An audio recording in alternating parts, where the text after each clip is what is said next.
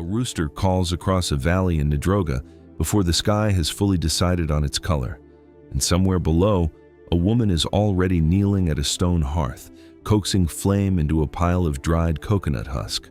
333 islands make up this country, though only about a third of them hold anyone at all, and the two that matter most, Viti Levu and Vanuatu, carry nearly the entire population of roughly 937,000 people across just 18,272 square kilometers of volcanic rock, coral, and rainforest.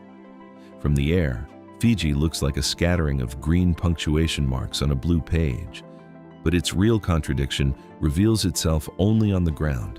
A nation that appears from any postcard to be about escape is in fact one of the most socially bound, communally organized societies left in the Pacific. People here do not live for isolation. They live inside a web of obligation, kinship, and shared labor so tight that privacy, as many outsiders understand it, barely exists.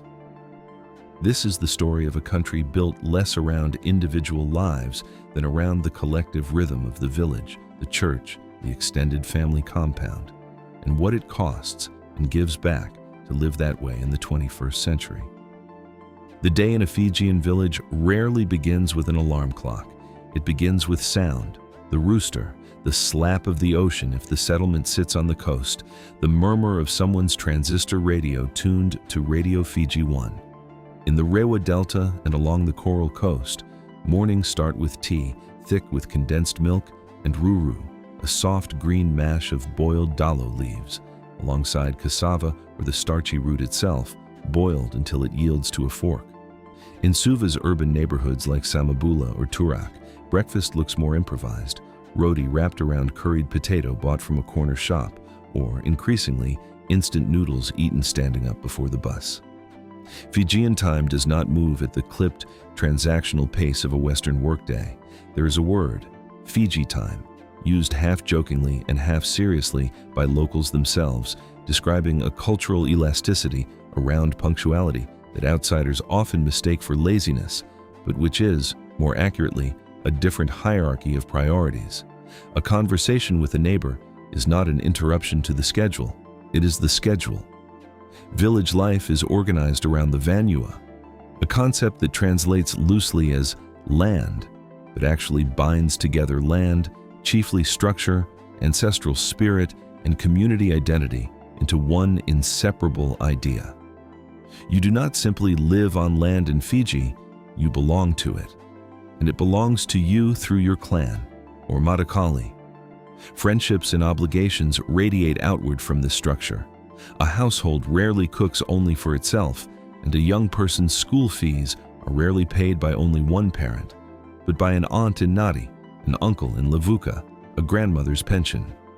The pace of ordinary life, particularly outside Suva and Nadi, is unhurried by design, shaped by a climate that punishes rushing and a social contract that rewards presence over efficiency. That social contract becomes most visible in the Akona ceremony, better known internationally by its Polynesian name, kava, but called grog by most Fijians in everyday speech.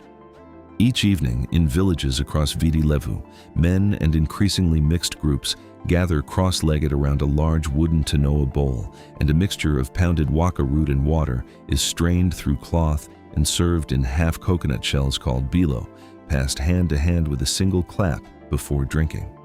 The ritual is not primarily about the mildly sedative drink itself. It is a mechanism for settling disputes, welcoming visitors, and simply sitting together long enough for real conversation to surface.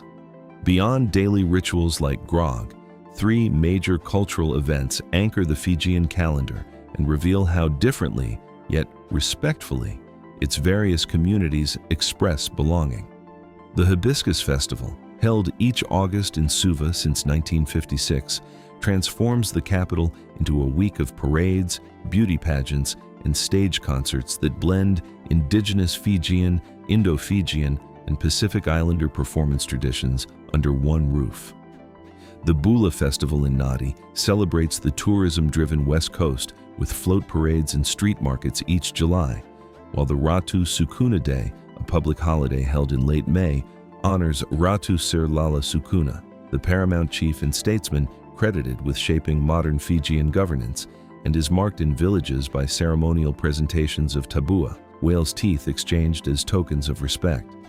Among the Indo-Fijian community, who arrived beginning in 1879 as indentured laborers under British colonial rule to work the sugar plantations, and today make up close to 32% of the population, Diwali is celebrated with the same intensity found in parts of India. Homes strung with lights, sweets like barfi and gulab jamun exchanged between neighbors regardless of their own faith. What unifies these distinct threads? Indigenous Itauke tradition, Indo-Fijian heritage, smaller Rotuman and Pacific communities, is not sameness, but a shared, hard-won understanding that the land itself, the Vanua, has to hold all of them, an understanding forged through a difficult colonial history and reaffirmed daily in mixed neighborhoods, intermarriage, and a national identity that increasingly calls itself simply Fijian, rather than splitting along ethnic lines. But to understand why that identity feels so rooted, one has to step outside the village and into the landscape that shaped it in the first place. Viti Levu, the larger of the two main islands, is dominated by the Nakauvadra Range in the north and the Nausori Highlands toward the interior, where the Sigatoka River, Fiji's longest, running roughly 145 kilometers from its source in the Central Highlands to the Pacific at Sigatoka Town, carves a valley so consistently fertile it has earned the nickname the Salad Bowl of Fiji, producing much of the nation's watermelon, dalo, and vegetable supply. To the east, the Rewa River Delta spreads into mangrove-lined wetlands that have functioned as the country's rice-growing heartland for generations. Inland, Koloisuva Forest Park protects patches of rainforest just outside the capital, where waterfalls drop into swimming holes locals call the natural pools, while the far more dramatic Buma National Heritage Park on Tavuni, the third largest island, spans roughly 15,000 hectares of tropical rainforest and includes the Tavoro Waterfalls Trail Network, a series of 3 cascades connected by roughly 5 kilometers of forest walking track. Offshore, the Great Sea Reef, or Kakolevu, stretches nearly 200 kilometers along the northern coastline of Vanua Levu and Makwata, one of the longest continuous barrier reef systems on Earth, a living structure that indigenous fishing communities have managed through traditional kolikoli, customary fishing ground rights, for centuries, closing sections periodically to let stocks recover, a practice marine biologists now recognize as an early model of what conservationists call a no-take zone.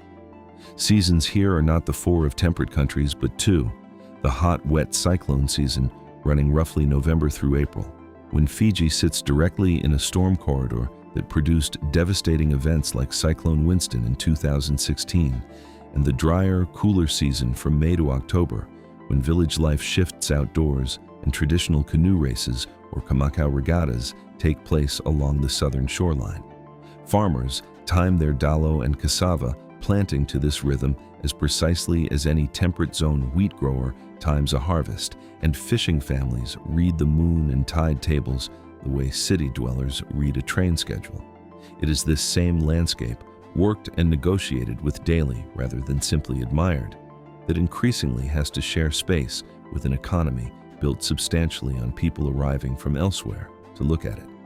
Tourism is, without exaggeration, the backbone of the modern Fijian economy, contributing directly and indirectly to a substantial share of GDP and employing well over 100,000 people across resorts, transport, and hospitality on islands like the Mamanucas and Yasawas. Fiji's GDP per capita stood at approximately $6,800 in 2026, placing it firmly in the upper middle income bracket for the Pacific region, while the overall unemployment rate has held steady at around 4.3%. A figure that looks reassuring until it is broken apart by age, since youth unemployment among Fijians aged 15 to 24 runs far higher, around 15.5%, reflecting a persistent gap between the number of young people finishing school and the number of stable jobs waiting for them.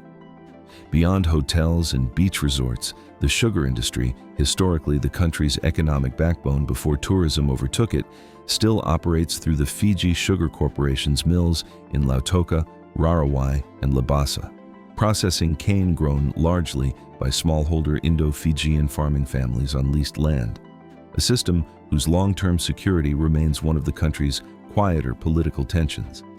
Fisheries, particularly the export of frozen tuna, processed at Pacific Fishing Company's cannery in Levuka, one of the largest employers on the island of Ovalau, connect Fiji to seafood markets as far away as the United States and Japan. Mining also plays a role. The Vatukula gold mine in the country's interior has operated for nearly a century, one of the longest continuously running gold mines in the South Pacific. Work culture here blends formal structure with relational flexibility. Offices in Suva keep conventional business hours, but a family emergency or a chiefly ceremony will reliably take precedence over a workday without much workplace friction, since employers themselves usually come from the same communal framework.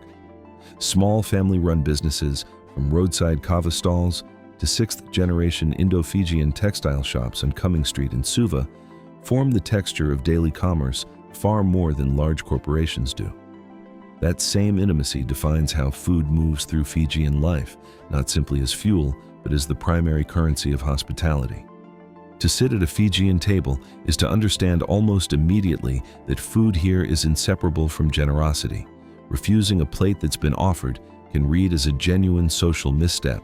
Kokoda, Fiji's answer to ceviche, marinates raw mahi-mahi, or walu in lime juice until it turns opaque, then folds it into coconut cream with diced tomato, onion, and chili, typically served in a half-coconut shell at gatherings and roadside stalls alike.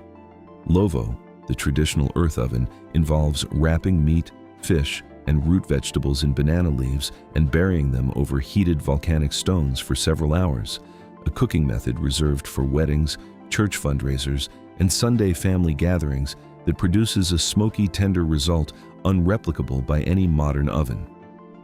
Palusami wraps corned beef or fish in taro leaves with coconut cream before steaming, while daruka, a local asparagus-like stalk harvested from sugarcane relatives, is boiled and served with coconut milk as a seasonal delicacy tied specifically to the cooler months. Among Indo-Fijian households, roti and curries, goat curry, fish curry, thick with curry leaf and mustard seed, sit just as centrally in the national diet as any indigenous dish, alongside bara, a lentil fritter sold hot from roadside carts outside markets like Suva's Municipal Market, a Saturday morning institution where farmers from the Sigatoka Valley lay out produce on tarpaulins before dawn. Sunday remains, across nearly every community regardless of faith, a day organized around a shared communal meal following church, mosque, or temple, often the one meal of the week where an entire extended family, sometimes 20 or more people, eats from a single spread. That communal eating pattern is not an aesthetic choice, but a direct inheritance from the geography itself. An archipelago economy where fishing, root crop farming, and shared reef access made cooperative food production a matter of survival long before it became a matter of culture. And just as food connects Fijians to one another, movement across these islands connects a country the geography works constantly to keep apart. Getting around Fiji is an exercise in negotiating with water as much as with roads. On Viti Levu, the Queens Road and Kings Road circle the island's coastline, connecting Suva to Nadi in a drive of roughly 3 to 4 hours, while minibuses and the iconic open-sided Fiji buses with their wooden slat seats and hand-painted route names remain the primary mode of transport for most working people. Inter-island movement depends on small domestic carriers like Fiji Airways' regional arm and passenger ferries such as Gundar Shipping and Patterson Brothers, connecting Suva to Vanua Levu, to Vuni, and the Outer Lao Group. Journeys that can take anywhere from a few hours to overnight, depending on sea conditions. In more remote maritime villages, particularly in the Lao and Yasawa groups, an aluminum punt with an outboard motor remains the only practical link to a hospital or a secondary school, and cyclone season can cut a settlement off from the outside world for days at a stretch. Suva itself carries a compact, humid urban energy, minibus horns, the smell of curry and diesel mixing on Rodwell Road, students from the University of the South Pacific spilling out of lecture halls near Laucala Bay, a texture closer to a mid-sized regional capital than a resort town, since tourism, despite dominating the economy, is largely confined to the western coast around Nadi and Denarau. Mobile networks like Vodafone Fiji and Digicel now reach most inhabited islands, meaning a fisherman off Kadavu can text his family in Suva even if the nearest paved road is a day's boat ride away. A modern layer draped over an otherwise traditional rhythm of life. It's within this tension between connectivity and distance, tradition and ambition, that Fiji's younger generation is working out what kind of adults they want to become. The University of the South Pacific, headquartered in Suva and jointly owned by 12 Pacific nations, remains the region's most significant tertiary institution alongside Fiji National University, which runs vocational and technical campuses across the country training students in trades from carpentry to nursing. Yet with youth unemployment sitting near 15.5%, a meaningful share of Fiji's young people finish secondary or tertiary education only to find the local job market thin, particularly outside tourism and the public service. This has produced one of the defining features of contemporary Fijian youth life: emigration, largely to Australia, New Zealand, and increasingly Canada, through skilled migration pathways and recruitment schemes for nurses, aged care workers, and seasonal laborers under programs like Australia's Pacific Australia Labour Mobility Scheme. Those who leave often send remittances home that quietly prop up village economies, while those who stay tend to gravitate towards Suva or Nadi, creating a slow rural-to-urban drift that leaves some communities disproportionately populated by grandparents and young children. Socially, young Fijians move fluidly between traditional obligation and global youth culture. A teenager in Lautoka might spend Saturday afternoon at church youth group and Saturday night live streaming rugby, the national sporting obsession, from a phone propped against a kava bowl. Rugby sevens in particular, the sport that delivered Fiji its first ever Olympic medal, a gold, at the Rio 2016 Games, functions as something closer to a unifying civic religion than a mere pastime, and success on that stage remains one of the few forces capable of making an entire, ethnically diverse nation feel simultaneously, uncomplicatedly proud. Whether a young Fijian eventually settles in Melbourne or Batown, that pride and identity rarely fades. It simply gets carried further from home. As the sun drops toward the Nausori Highlands and the heat of the day finally breaks, villages shift into their evening register almost in unison. Cooking fires are lit again. Children are called in from games of touch, rugby played barefoot on packed dirt, and somewhere the low murmur of a grog session is already beginning under a corrugated iron veranda.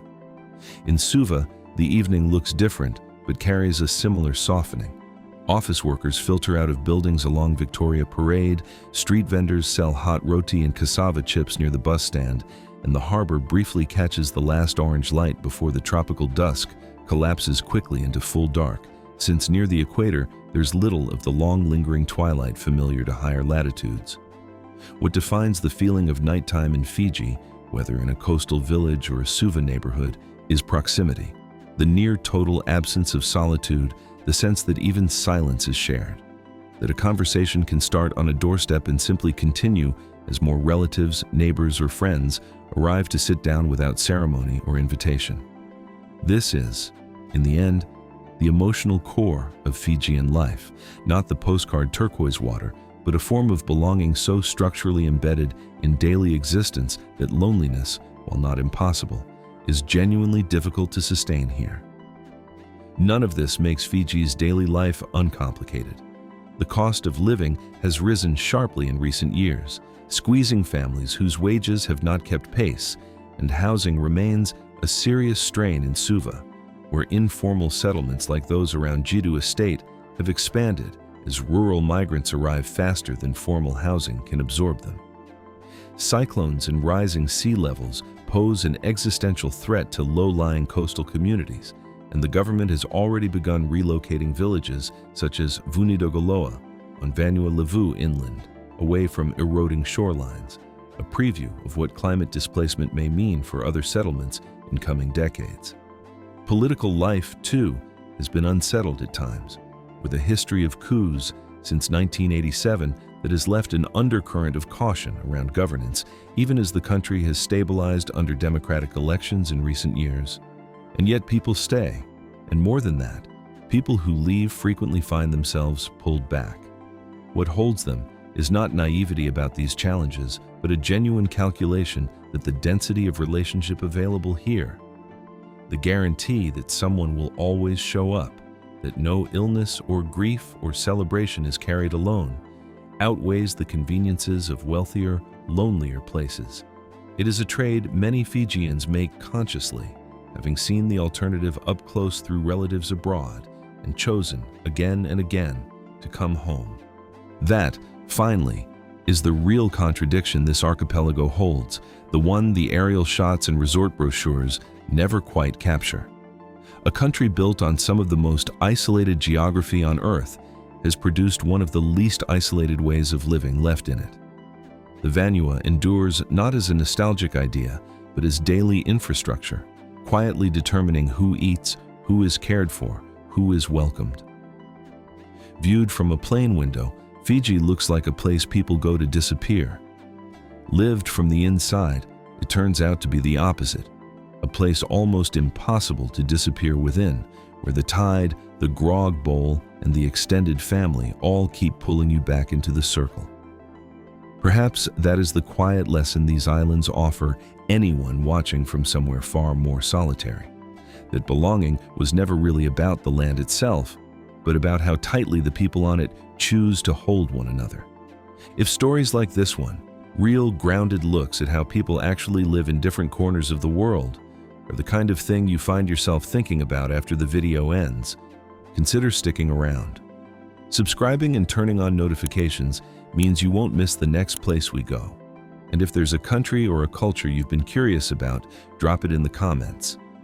Some of the best episodes on this channel have started exactly that way, with someone asking a question we didn't know we needed to answer. Thanks for spending this time here, and we'll see you in the next one.